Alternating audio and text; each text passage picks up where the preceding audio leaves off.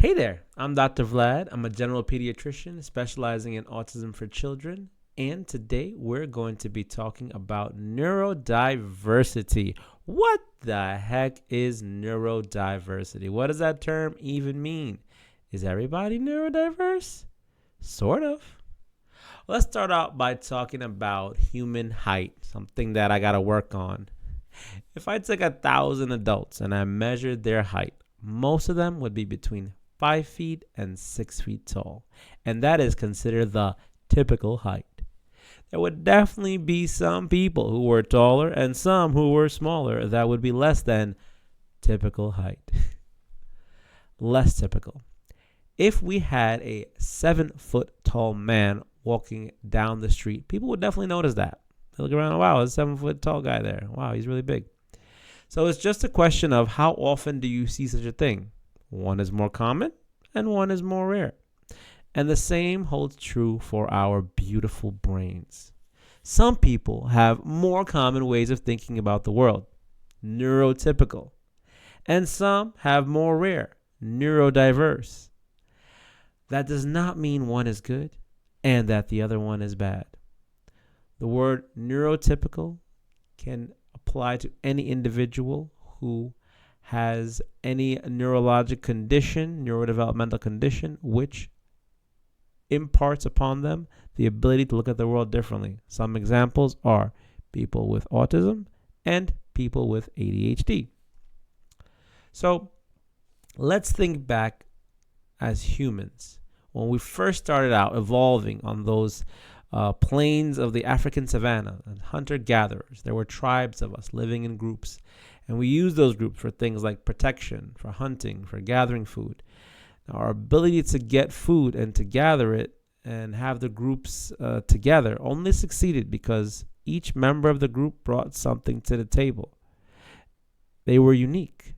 If everyone was the same, there was no diversity of input, so you had less successful groups. There had to be that one person that goes out and hunts the antelope and get the meat for the group. There had to be another person who looked at all the berries that were collected for the meal, and they would look at the berries and say, hey, I remember that one is the poisonous berries, where the other one is safe to eat.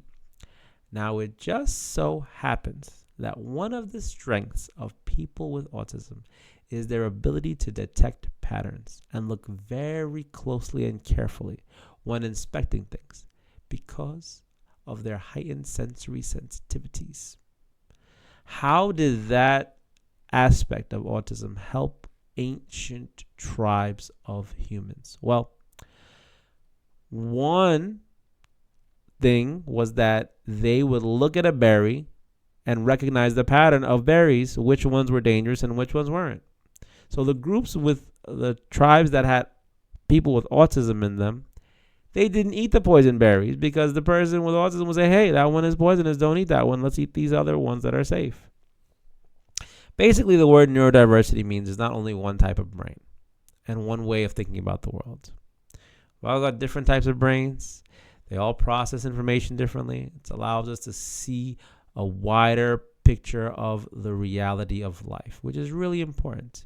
See, even our eyes don't show us the full world as it truly is because we're limited to the visible light spectrum from the Roy G. Biv, the rainbow colors, red, orange, yellow, green, blue, indigo, violet. But there are animals in this world, like the mantis shrimp, which can see in ultraviolet colors. They can see many more colors than we can. And that is still the same world that we inhabit. It just appears differently to us because you have to have a wider lens with which you take it in. So, when looking at autism from this neurodiversity paradigm, we take it in a different direction from that which was a historical, medical-based approach to autism. We no longer focus only on the challenges that people with autism have, and based off of those challenges, classify them into certain aspects. We also acknowledge and respect their unique perspectives and advanced talents at the same time. And this is an important distinction because if you see people with autism as part of our history and culture for all time versus somebody who's an other, not part of our culture, then we do not ostracize and shun them and try to treat them differently. See, we don't behave around people with autism as something that we don't want to be around, but rather someone that has always been around and contributed to our society. And as one of the main reasons why our world today is the way that it is. You see, the medical criteria for autism focuses on poor social interactions and social cues, coupled with repetitive and rigid behaviors, in addition to possible sensory dysregulation. While the medical terminology of autism is still important to help people access services for things that they may struggle with, it's not the whole picture of understanding the life, the beauty, the complexity of a person living with autism. Taking a more positive approach to viewing individuals on the autism spectrum, we have to ask ourselves, what is strong with this individual rather than what is wrong with this individual? Something that is critical to apply to all people, no matter the level of capabilities or disabilities. One of the biggest hindrances in the progress of people living with autism is that they have to live with a very creative and unique mind in a world that was not designed to help them optimize their skills. This is a world that was designed for neurotypical individuals to feel most comfortable living in and thriving in. It takes support from loving and creative individuals, including parents, teachers, therapists, coaches, extended family, to make sure that we can help our loved ones on the autism spectrum reach their fullest potential, not by doing things for them all the time, but by allowing their greatness within them to shine without us getting in the way all the time.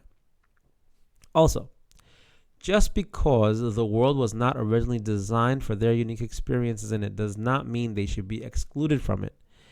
All it means is that we can help them reach their optimal potentials on their own and support them and assist them with coping to living in our world and understanding the expectations of society so that they're not overwhelmed playing in a game with rules that they cannot understand. Now, Vlad, is this all hypothetical, or can Dr. Vlad give you some clear examples? It's really real, people. I want you to think of Albert Einstein, Temple Grandin, and Michelangelo. If there's no Albert Einstein, you have no GPS systems, you have no nuclear power, and many of the other things that came because of his theories. Autistic. No Temple Grandin, then the field of animal husbandry would miss all of her wonderful patents and PhD theses. Autistic. No Michelangelo, the world will lose some of its most prized sculptures and paintings. Autistic. When we discuss the role of society in relation to neurodiversity, particularly autism, we must shift our focus from just accommodating to actually genuinely including them into society. Now, accommodation might involve making adjustments for individuals with autism, but inclusion goes even further. It means actively creating neuro-inclusive environments where neurodivergent individuals are not just tolerated, but truly belong and thrive. This requires a fundamental shift in perspective, moving away from the outdated notion of fixing autism towards supporting the diverse needs and strengths of autistic individuals. I ask you, if a child is calmly humming to themselves or playing with a fidget toy repetitively, is it really hurting or bothering the world that much? Let them stim. Let them self-regulate. Give them the dignity of autonomy and knowing their own bodies and having self-determination. Here's the tricky thing about support. See, over time, just as neurotypical individuals grow and change, the same is true for neurodiverse people with autism. While perhaps during a young age, they may need support with simple things with communication like pointing properly or saying single words. As they age, they may need more support with expressing their inner emotions and engaging with supportive relationships with others.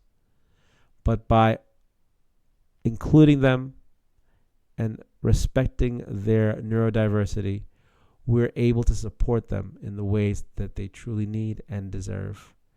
And that is a beautiful world that I want to live in and be part of. For parents in New York State, navigate autism with confidence. Call our office and empower your child's development with proven strategies and compassionate care. You picture a world where your child doesn't struggle to fit in or belong, because it's a world where people are not constantly trying to fix them, but allowing them to be themselves, to show their true inner light and sunshine, and helping them where they need help and letting them thrive where they don't need any help.